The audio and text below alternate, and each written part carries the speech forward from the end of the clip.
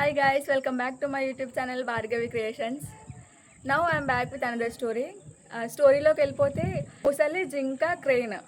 So ముసలి daily ఆహారం తిన్న తర్వాత చెరువు ఒడ్డునకు వచ్చేసి మౌత్ అనేది ఓపెన్ చేసి పడుకుంటూ ఉంటుంది. సో అట్లాంటి టైంలో క్రెయిన్ వచ్చి ముసలి నోట్ లోపల వాలి దాని లోపల ఉన్న ఆహారం తిన్న తర్వాత చిన్న చిన్న ఆహార పదార్థాలు అవి నోట్ లోపల ఉండిపోతాయి కదా పళ్ళలో.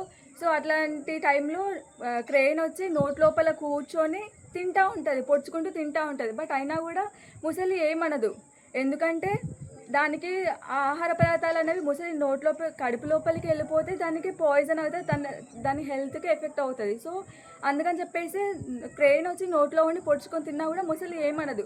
సో క్రెయిన్ ఏమనుకుంటుంది అంటే ముసలి చాలా మంచిది, నేను నోట్లోకి వచ్చి తిన్నా కూడా నన్ను అసలు ఏమీ అనట్లేదు అని చెప్పేసి క్రెయిన్ అనుకుంటుంది. అయితే జింకతో చెప్తుంది, జింక ఇలా ముసలి ఉంటుంది కదా, ఆ ముసలి చాలా మంచిది, నేను డైలీ దాని నోట్లోకి వెళ్ళి పొడుచుకొని తింటాను, బట్ అయినా కూడా నన్ను అసలు ఎప్పుడు కూడా ఏం అనలేదు, చాలా మంచిది అని చెప్పేసి చెప్తుంది. అయితే జింక అంటుంది, ముసలిని నమ్మకు, అది నమ్మించి మోసం చేసే రకము, నువ్వు నోట్లోకి వెళ్తున్నప్పుడు అది ఏ టైంలో కూడా నిన్ను తినేసే ఛాన్స్ ఉంటుంది, సో అసలు నమ్మకు అని చెప్పేసి అంటుంది.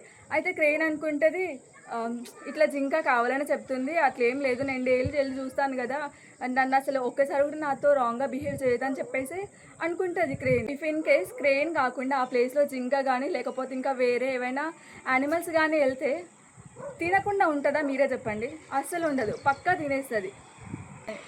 సో ఇక్కడ నేను చెప్పాలనుకునేది ఏంటి అంటే మనుషులు కూడా అంతే, కొంతమందితో వాళ్ళకి అవసరం ఉన్న వాళ్ళకి ఎవరి వల్ల అయితే మేలు కలుగుతుందో అలాంటి వాళ్ళతో వాళ్ళు బాగానే ఉంటారు.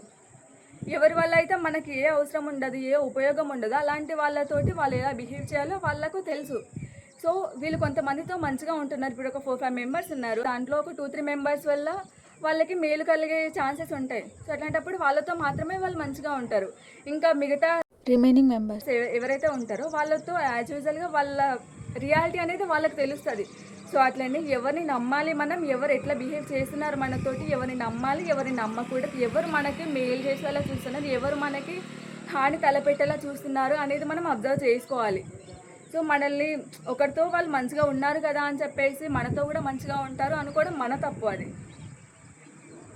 సో ఎవరితో ఉన్నా మన లిమిట్స్లో మనం ఉండాలి. ఎవరు ఎలాంటి వాళ్ళు అనేది ఒకరు చెప్తే మనము వీళ్ళు ఇలా వాళ్ళు నాకు చెప్పారు కదా వాళ్ళు మంచి వాళ్ళు అని చెప్పేసి మనం ఎవరిని నమ్మడానికి లేదు.